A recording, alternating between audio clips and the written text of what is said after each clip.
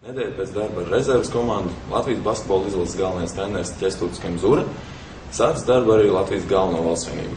Šodien preses konferencē viņš paziņoja tos 5 spēlētājus, kas pievienosies pirmajai komandai.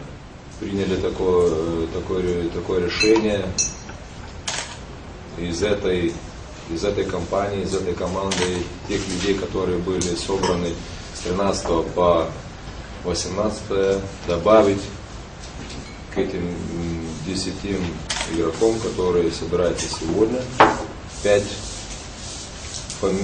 игроков. Это Еремановс, это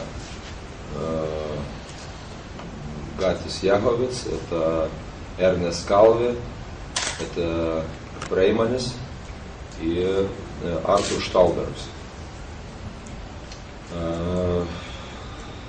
Грустно то, что у нас из этих 5 двое получили такие травмы в концовке, и насколько они смогут там тренироваться, будет ясно, скажем так, сегодня вечером.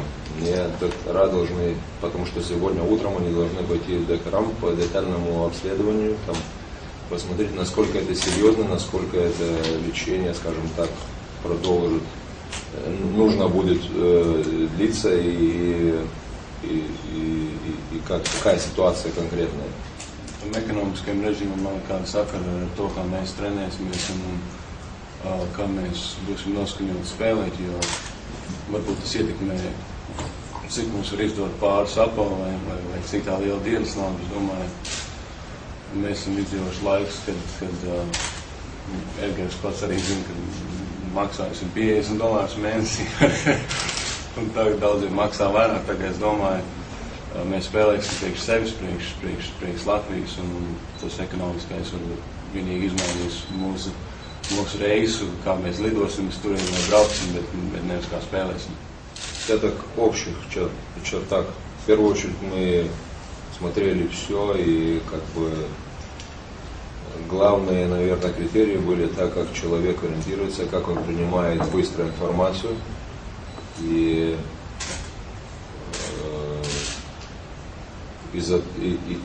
исходя из того, какие позиции у нас считаются сильными, где у нас чуть-чуть, я вижу, такая, если можно сказать, проблематические места, и где нам не хватает.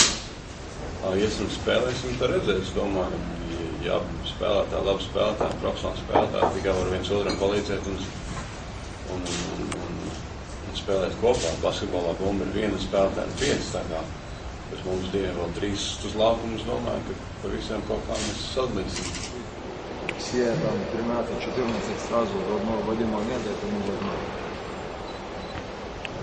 Такая изначально первые такие просьбы и больше.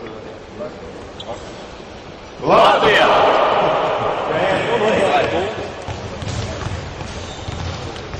Pēc treniņu darba Rīgā un Liepājā Latvijas izlase aizdīs pirmās 2 pārbaudes spēles, tiekoties ar Zviedrijas izlasi 6. un 7. augustā. Tam sekos treniņu darbs Rīgā un 12. un 14. augustā pārbaudes spēles ar Lietuvas izlasi Kaunijā un Rīgā. 18. augustā izlase dosies uz turnīru Grieķijā, no kur atgriezīsies 22. augustā. Nedēļu vēlāk Efes Pilsena pasaules kausa Turcijā. Tam sekos treniņu darbs Rīgā un 2 dienas pirms izlidošanas uz Eiropas čempionātu norises vietu Gdaņskā Latvijas izlase aizdīs pārbaudes spēli Rīgā. Tās pretinieks vēl nav zināms. 7. septembrī Latvijas izlasē pirmā spēle Eiropas čempionātā pret Krieviju.